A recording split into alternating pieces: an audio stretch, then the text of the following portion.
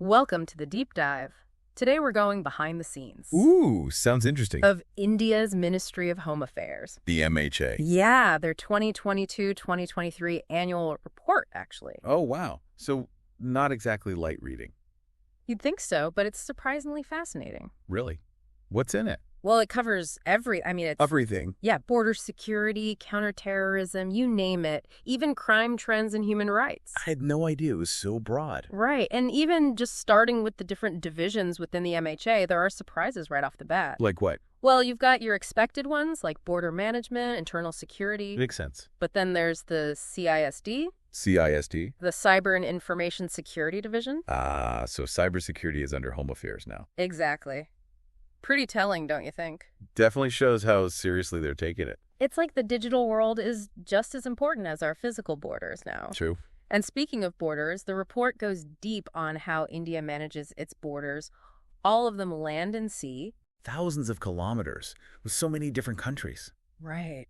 Pakistan, Bangladesh, China, it's a huge job. I can imagine. Just the infrastructure alone, the fencing, roads, floodlights, it's mind-boggling. All managed by the Border Management Division. Yeah, massive undertaking. And I bet each border has its own unique challenges, too. Absolutely. The report highlights how, for example, the Indo-Pak border is handled totally differently from the Indo-Bangladesh border. Different terrain, different types of threats, I guess. Exactly. And it's not just land borders either. There's a whole section on the coastal security scheme. Oh, right, to protect the coastline. Yep, currently in its second phase, and they've been giving coastal states tons of equipment, like interceptor boats. Makes sense, with such a huge coastline to protect. Right.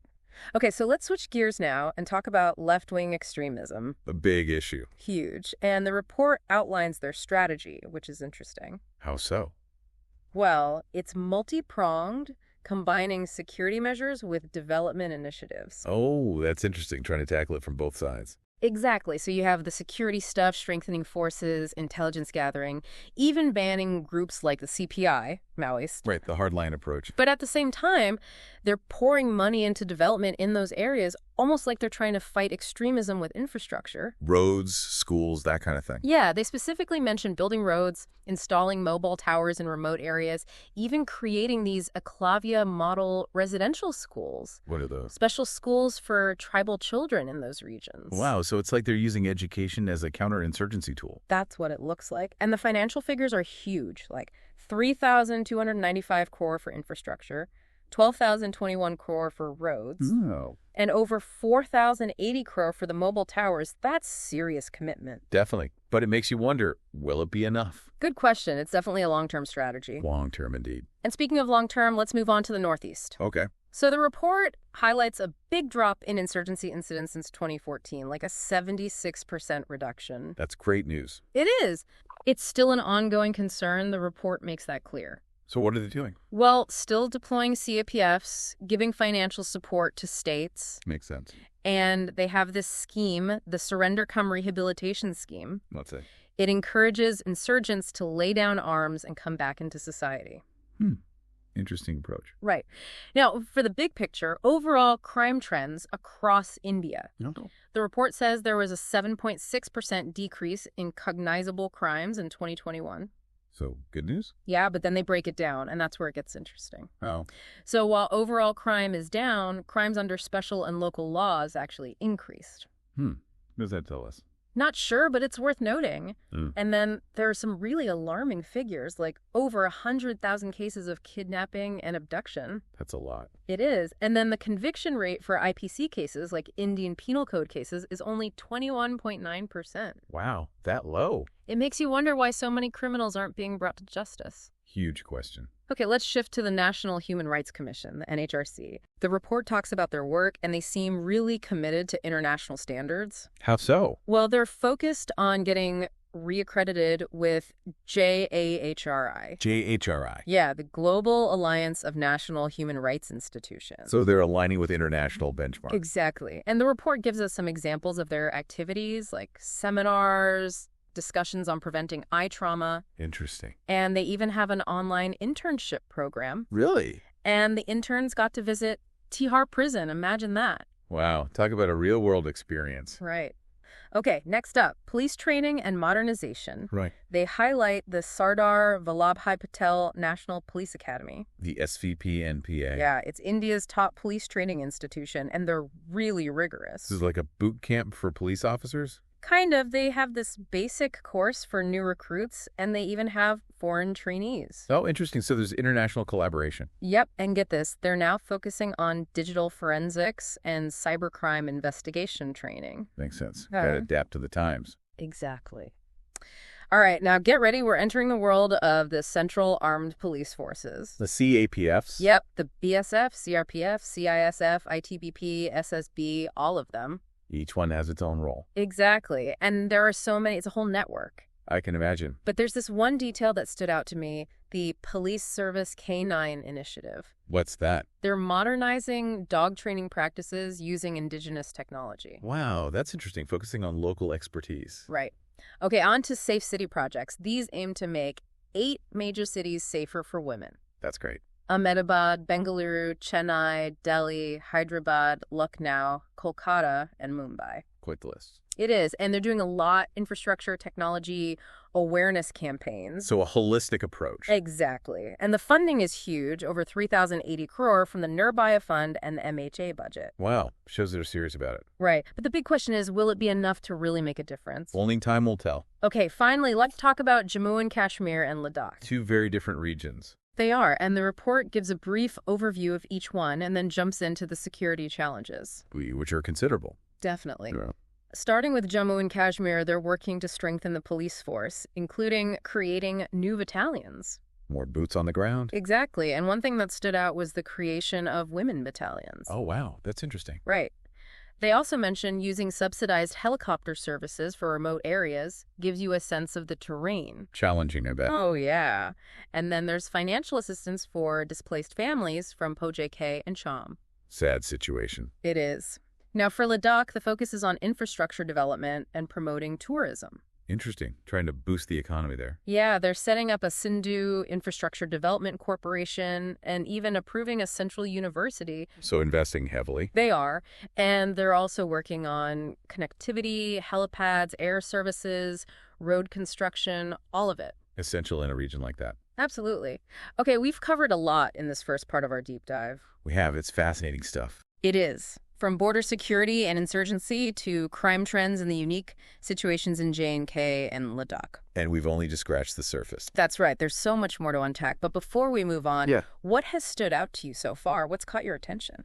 Well, honestly, just the sheer scope of what the MHA is involved in. It is incredible. You know, it's easy to forget about all the work going on behind the scenes to keep the country running smoothly. It really is. This report, it just reminds you of how much is going on that we never even think about. So true. And it's not just about the big issues. It's the everyday stuff, too. Right. And the people who are doing this work, they deserve recognition. They do. It's a tough job. It is. And they do it day in and day out, often without any fanfare. It's remarkable. So I guess that's what stood out to me the most, the dedication of the people who work for the MHA. I agree. And their commitment to keeping India safe and secure. Absolutely. I'm really looking forward to diving deeper into some of these topics. Me too. There's so much more to explore. Can't wait.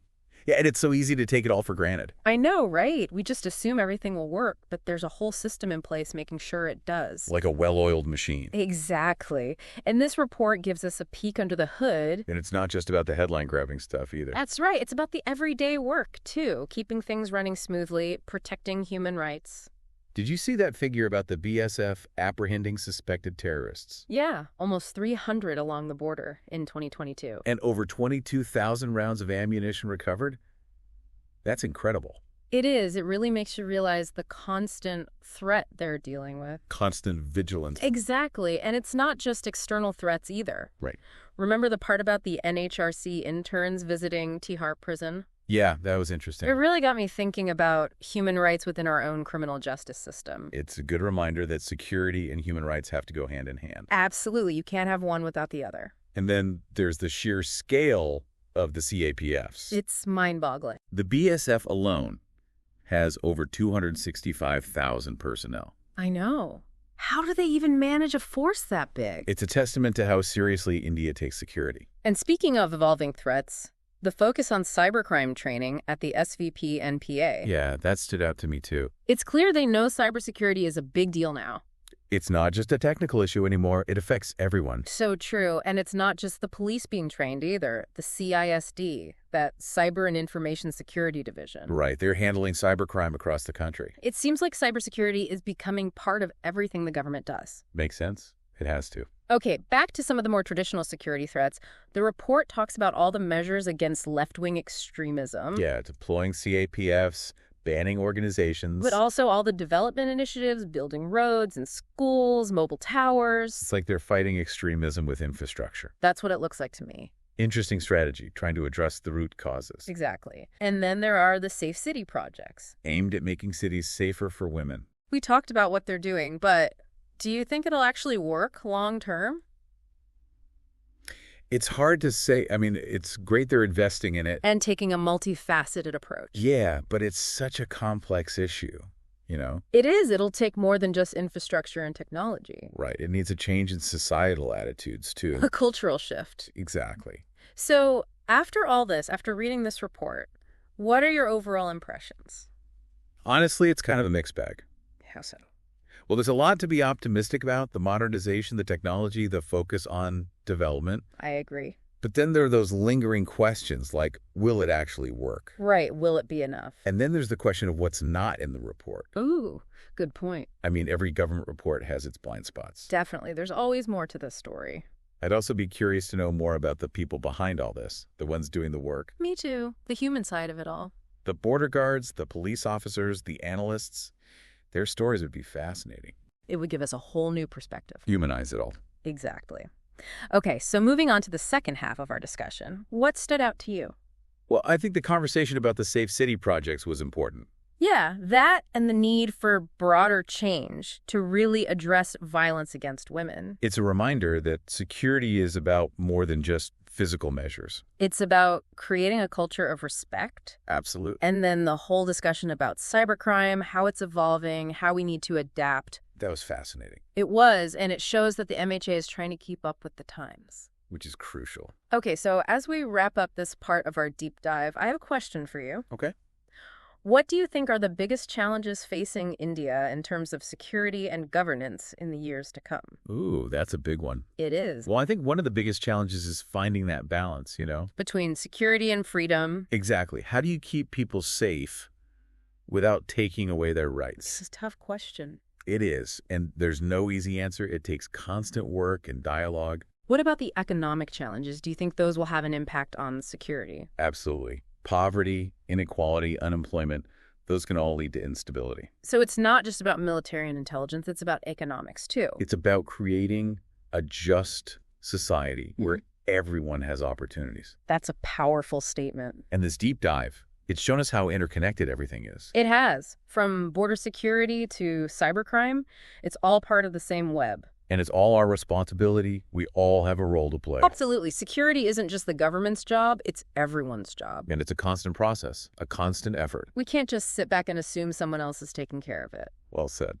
Okay, as we move into the final part of our deep dive, I want to keep those thoughts in mind. Me too. It's important to remember the big picture. This report, it's given us a glimpse into the MHA, but it's up to us to keep the conversation going.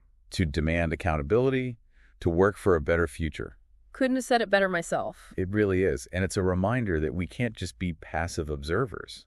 We have to be active participants. Exactly. Informed citizens. And speaking of being informed, I keep coming back to that idea of the human side of all this. Yeah, those personal stories would be so powerful. Imagine hearing from a BSF soldier who patrols the border every day. Or a cybercrime investigator Yeah. tracking down hackers. Or a disaster relief worker responding to a natural calamity. It would give us a whole new appreciation for what they do. It would bring it all to life, you know? Make it real, not just numbers on a page. Absolutely. It would show the human cost, the sacrifices these people make. And remind us that it's not just a job, it's a calling.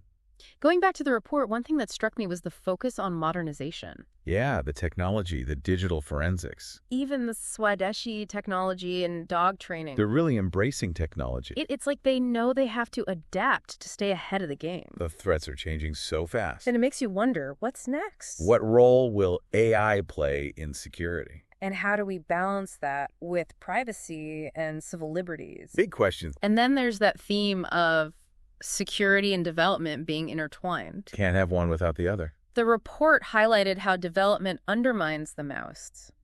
They thrive on instability, on poverty. So it's not just about fighting them directly, it's about creating a better society. Exactly. And that brings us back to human rights. The NHRC's role is so important. Security can't come at the cost of freedom. Or dignity. Absolutely. They have to go hand in hand. Okay, so as we wrap up this deep dive into the MHA's annual report, Yeah. what are your final thoughts? What key takeaways do we leave our listeners with? Well, I think the biggest takeaway is just how complex security is. It's not just one thing. It's everything. It's social justice. It's economic development. It's human rights. And it's all our responsibility. We can't just leave it to the government. We have to be engaged citizens, informed and active. Well said. This deep dive has really opened my eyes. Me too. It's given us a lot to think about. It's shown us what the MHA does, the challenges they face. And the dedication of the people working behind the scenes. If you're interested in learning more, I highly recommend checking out the full report online. It's fascinating reading. Thanks for joining us on the deep dive. We'll be back soon with another deep dive into a fascinating topic. Until then, keep exploring, keep questioning, and stay curious.